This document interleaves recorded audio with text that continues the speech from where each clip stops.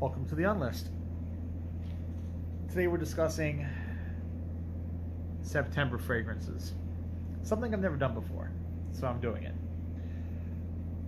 Why September fragrances? Well, September is a transitional period for a lot of places, especially in the northern hemisphere of the world.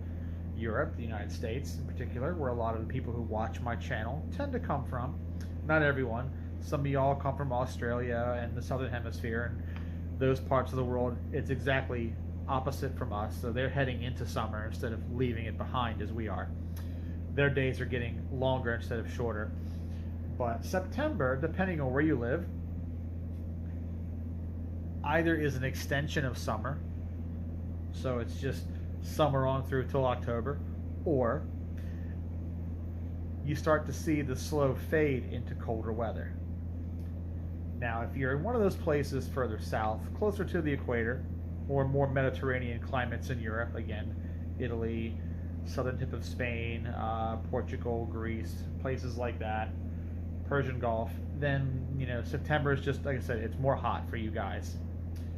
Florida is that way, California is that way. But everywhere else, where the weather begins to slowly move away from the hot, what do you wear? Because September is a tricky month. Like, for example, up here in the Pacific Northwest, we get most of our sun in the summer. So once the summer really kicks in, so let's just say June, for the next 3 months, no clouds, no rain. In fact, we get a lot of high pressure ridges come through. We get all of our heat, everything just kind of hits us at one time. And then as soon as we exit August and enter September, it's like someone just pulls the curtains. And suddenly the overcast is back, the rain is back, the wind is back. 3/4 of the year, that's what we have. And then just those 3 months in summertime, it's like someone pulls the curtains away and we get just sunlight. All the sunlight for the whole year in those 3 months. So for me personally, September is basically like a preview of fall, because we lose 4 or 5 minutes of daylight every day. So within the course of just 3 or 4 weeks time, it goes from sun setting at 9 to sun setting at 8. By the end of the month, by the beginning of October, sun sets at 6. So 3 hours gone in like 4 weeks, just that fast. Bing, bang, boom. So it's not cold enough for the full autumn fragrances, the woody stuff, the spicy stuff, the ambers, but it's also not hot enough for the aquatics, not hot enough for the big citrus fragrances and all that sort of thing. So what do you wear? You got to find some transitional thing that's in between summer and fall. And that's why September fragrances is its own thing. So let's talk about some. For me personally, finding those in-betweenies where you're moving out of the heat and into the cold is a little tough, but I've got a couple. Some of them are vintage, some of them are more recent, some of them are more expensive, some are cheaper. Okay, it's a mixed bag with me, and it's always a mixed bag with me. So let's start with a cheaper one, and an older one too. It's a 1992, and it's Gravity by Coty. And this is the original bottle, by the way.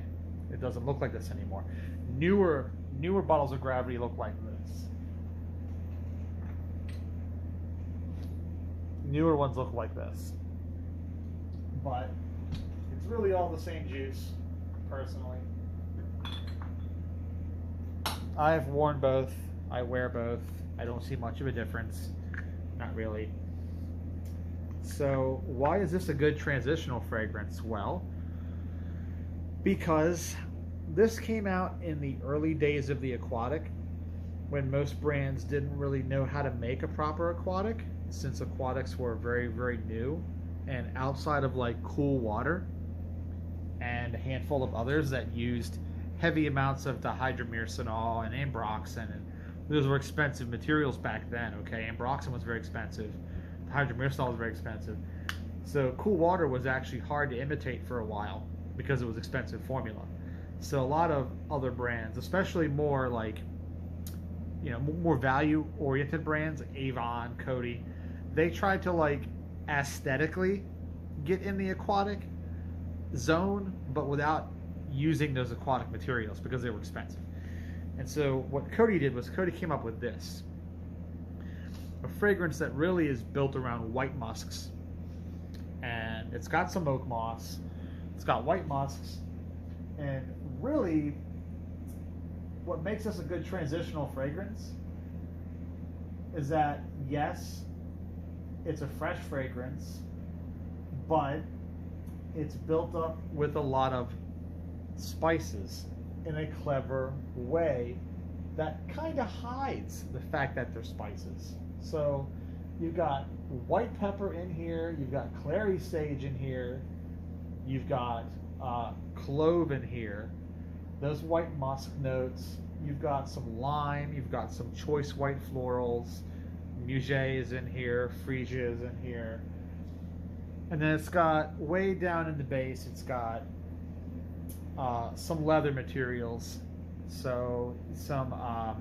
pyrrolone type stuff, and then the white musk builds it up.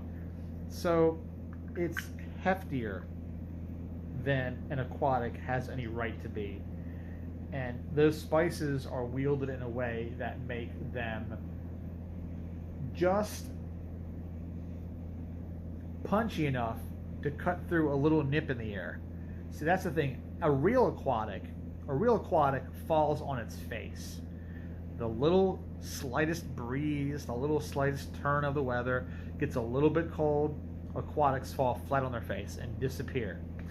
This, because it has those pepper notes and those spices and the way it wields that sort of trickery, it punches through a little bit of wind chill, and that makes it perfectly suitable for those transitional months into the colder weather where it's still warm enough for a t-shirt, but maybe not hot per se, but warm enough for a t-shirt, but not quite hot. You catch a cool breeze now or then. And yeah, Gravity by Coty, 1992. I think it works well for that personally. Another one, if we're going to keep with Coty, we might as well. If we're going to keep with Coty, then Preferred Stock. This is also a vintage bottle like the other one I showed you, but a newer one looks like this. So if you're curious, just like I showed you with the Coty Gravity, the newer Preferred Stock looks like this. It's not as big of a change between these as the Gravity bottle changed entirely. This just kind of changed the graphic a little bit. But now Preferred Stock has a weird history because it originally launched way back. It launched way back in the 50s, but it wasn't very successful in the 50s, so they kind of shelved it. And then when they shelved it, they re-released it in 1990. And from what my friends tell me who had those old bottles from the 50s where it's a yellow juice, there's no difference in smell. It's just no difference. They just repackaged it and gave it these more sort of Wall Street-esque looking lines to it. And this is another fragrance that it kind of feels like it's trying to be in that fresher genre, but because it has carnation and vetiver and leather materials, again, it's a bit of trickery where it has this fresh, sharp feeling that's good for warmer weather, but because it has leather, carnation, vetiver, a little bit of smoke to it, when you get that nip in the air, same sort of thing. When you get a little bit of chill in the air, the Preferred Stock will actually cut through the chill. So it's a good transitional hot into cold. This one holds its own. It's a different animal from Gravity, obviously, but works very well. I like it. Now, another one you could wear, in my opinion, that would do the kind of the same thing. If you want something a little more modern, and not everybody wants to wear fragrances from the 90s, understandably, then I can move it over to something like this. a much more recent fragrance, and it is Wanted by Azzaro. 2016, I believe this came out. I think it's 2016. Let me double check here. Not 100% sure. Pretty sure it's 2016, but let's see. Consulting my computer here. Yep, I was correct. So the bottle is embarrassing. Some of you guys don't like these kind of thematic bottles. The same kind of folks who wouldn't buy Avon, I guess, wouldn't like these either. And what makes this fragrance so good for a transitional period is it, for the most part, it tries to sort of ride the coattails of a Bleu de Chanel, right? The way it uses, basically the way it uses ambroxan and some woody ambers, some violet materials, some ionones, but it goes in a completely different direction in every other way. It's not a blue fragrance. I wouldn't call this a blue fragrance. It uses lemon and it uses ginger, and it takes that violet sort of ambroxan fresh green thing, and then it really kind of tucks in some incense notes, some cade oil. It goes in with the spices, cardamom, and it kind of gives you this sort of almost lemon ginger Nag Champa feeling. And that's a weird thing to say, but it's kind of like it's like a lemon ginger Nag Champa. Not as floral as a Nag Champa would be, obviously. And it has just the right amount of tonka, so it's not really a thick, heavy, sweet fragrance, but it just really reminds me of like this kind of lemon ginger herbal tea that I like to drink. It's in the cabinet there. Let me go get it real quick.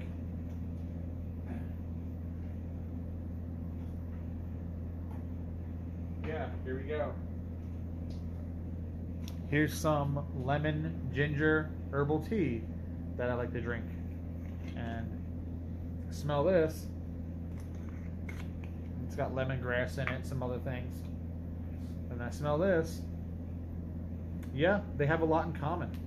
So those of you who want to knock the Azzaro Wanted, and I understand a lot of the flankers are very sweet.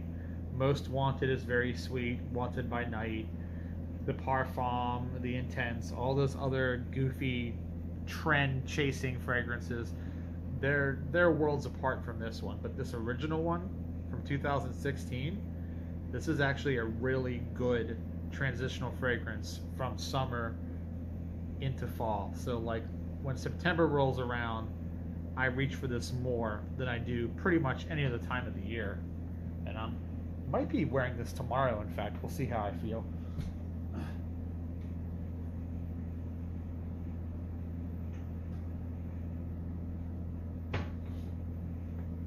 But yeah, it's just a good fragrance for that kind of weather. Now another one. It's a little more modern, a little more recent. I mean, it's not the newest thing in the world, but definitely a little more recent. Good transitional weather fragrance, I would say. This one is going to be a bit more niche, I guess, but I wouldn't necessarily say that it is. Wouldn't say that it is super expensive, but it's this one right here. 2004, I believe this came out. I think it's 2004. Again, let me double check. I'm a little bit iffy on the years sometimes.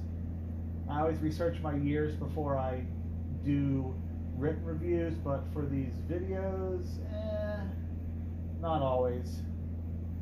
2009? Really? That new?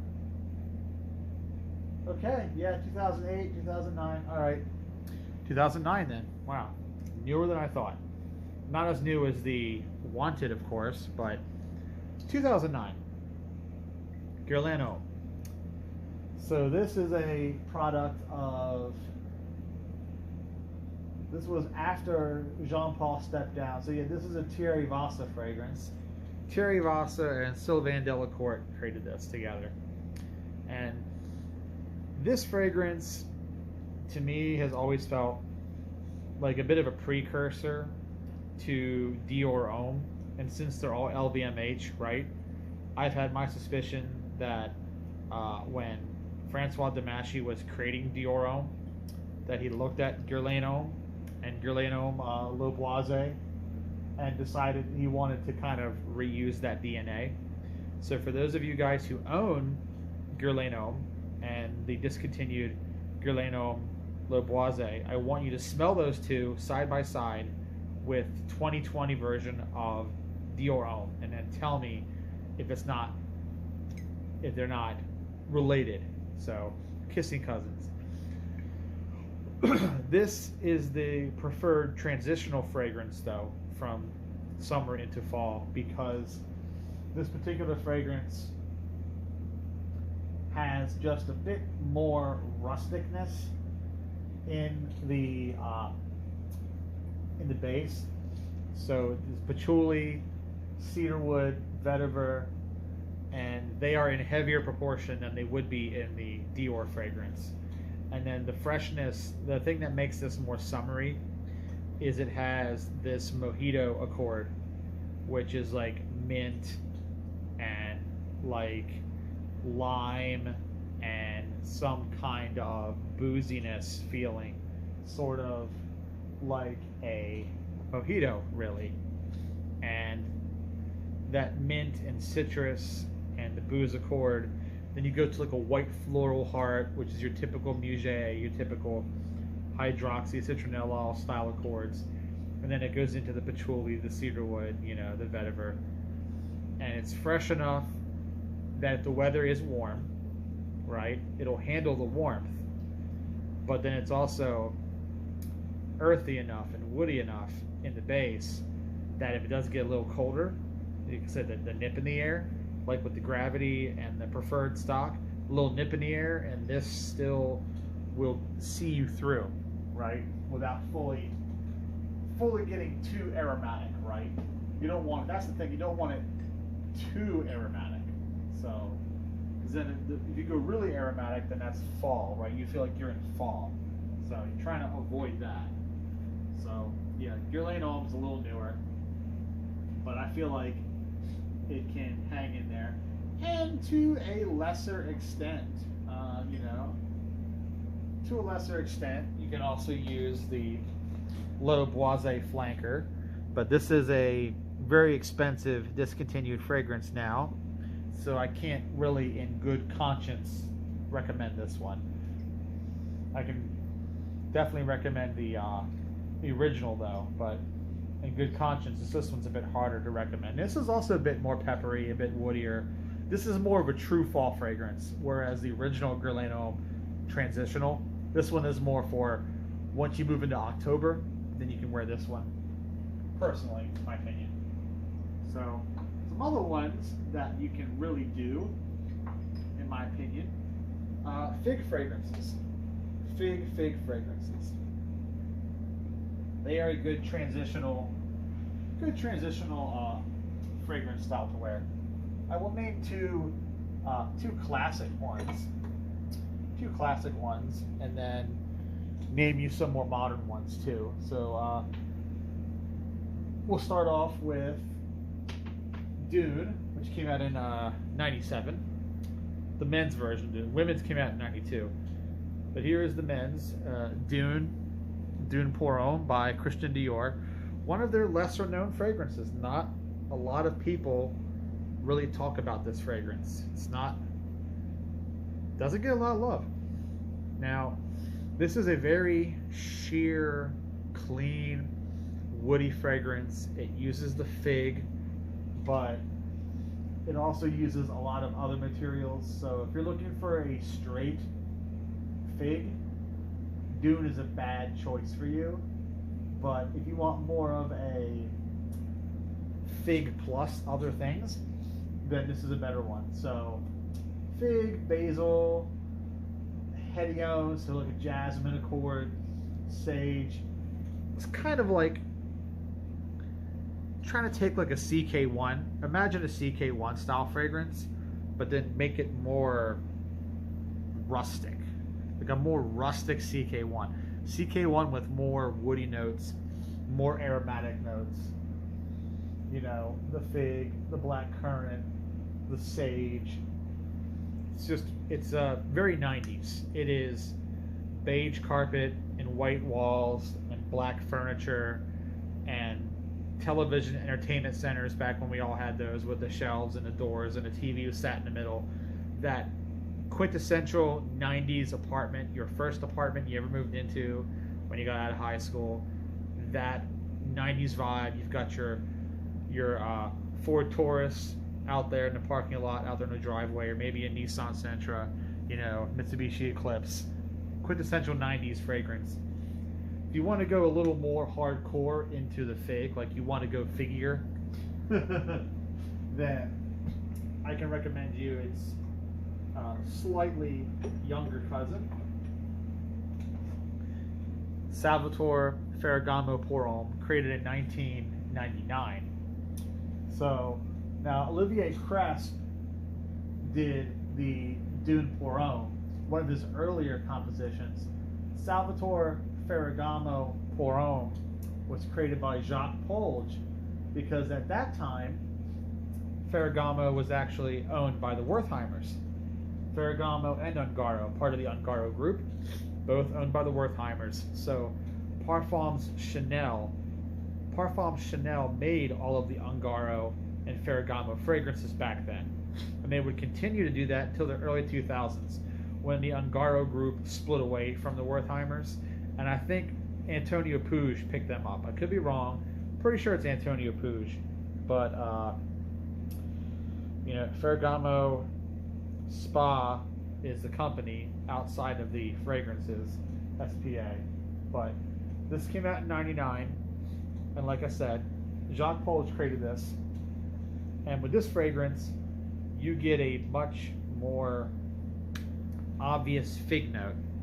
So if you're not a fig lover, you know, you probably won't like this too much, but it's not as bad as a like Philosophes by Diptyque is far stronger.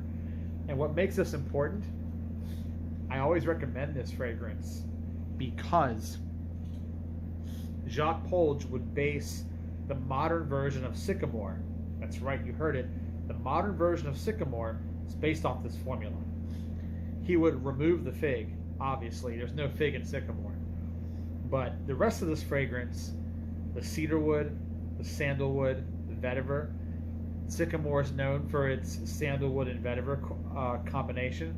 So if you like that cedarwood, sandalwood, vetiver that's in Sycamore, but you don't mind a little bit of fig being in there. So it's kind of the thing. It's like Sycamore with fig added. And the really heavy woody elements of Sycamore are toned down.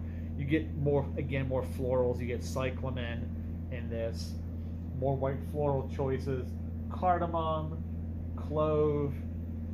So it's just a bit more spicy, a bit more floral. Not as, you know, Sycamore I would consider more of a fall fragrance. Again, transitional from summer into fall. Fresh enough to handle warm weather, but aromatic enough to pierce the chill that might come on the air, right? Especially when the sun goes down. Now, if you want to go more fig, I don't really like to go full fig. I'm not a Philosophes kind of guy. I don't really fuck with the Philosophes, but I will do the fig infusion by Essential Parfums. And this fragrance is definitely one I would consider probably, I mean, it's not as bad as Close to Coast, but for sure this is a much bigger, more, I guess, more obvious fig.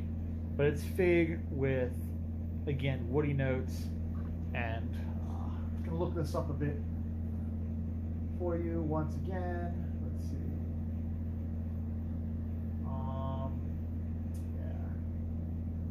So we're looking at fig, mandarin, clementine, freesia, black tea, cedarwood, sandalwood. So it's in the same ballpark as like a sycamore again, but it's just not as big as something like that. But it's still pretty big. But yeah, just in general, more commits to the fig, but not fully commits. But it's a good. This is more of a fall fragrance than the others, but I still wouldn't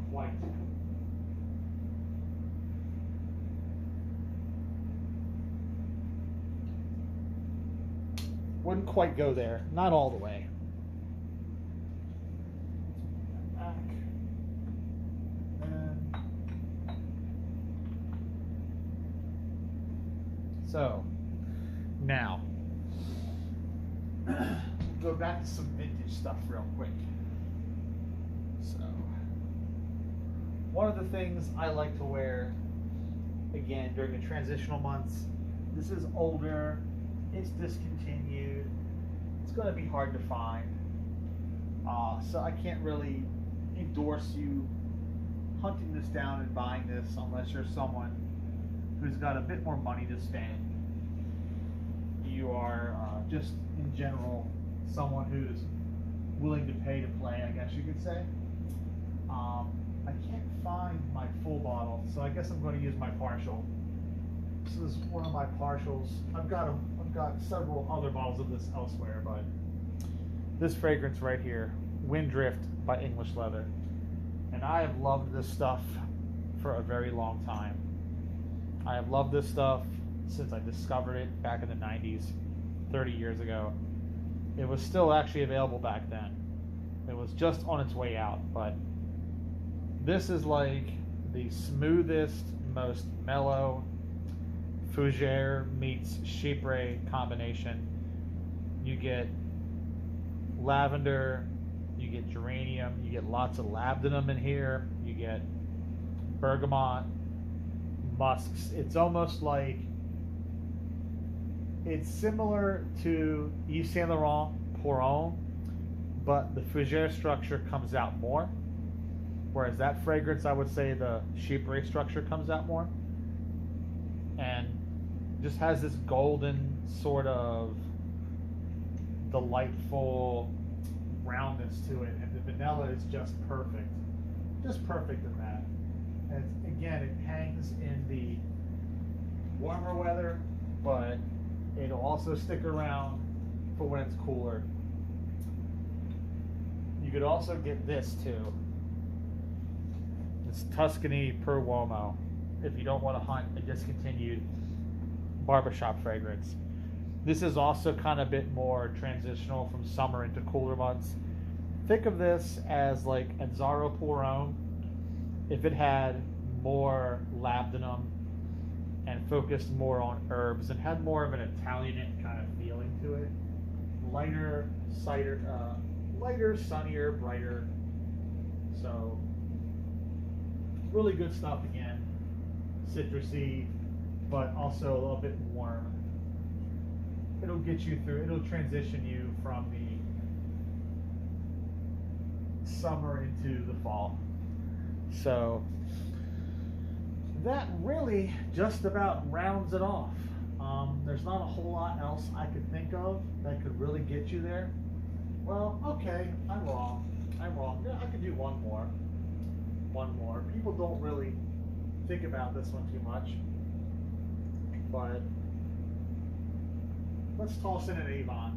Yeah, let's do that. So, this guy right here.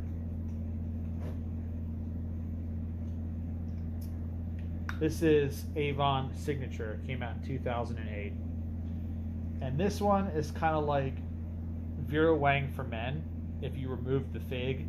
and put like a bamboo apple cinnamon in there. So this is kind of like my comfort pumpkin spice latte of fragrance. When I smell this, it tells me that fall is coming, but it's not quite here yet. And similar to Vera Wang for Men, it's got a bit of a tobacco element in the base.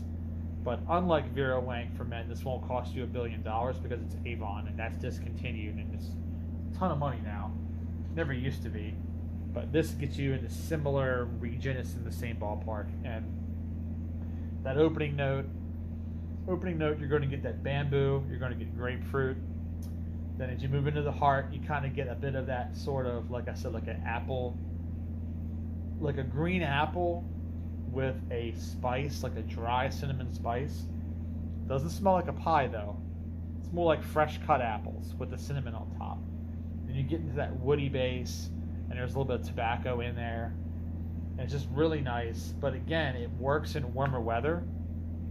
But when the weather gets a little cooler, when the sun goes down or the wind chill hits, you're locked in and you're good to go. So,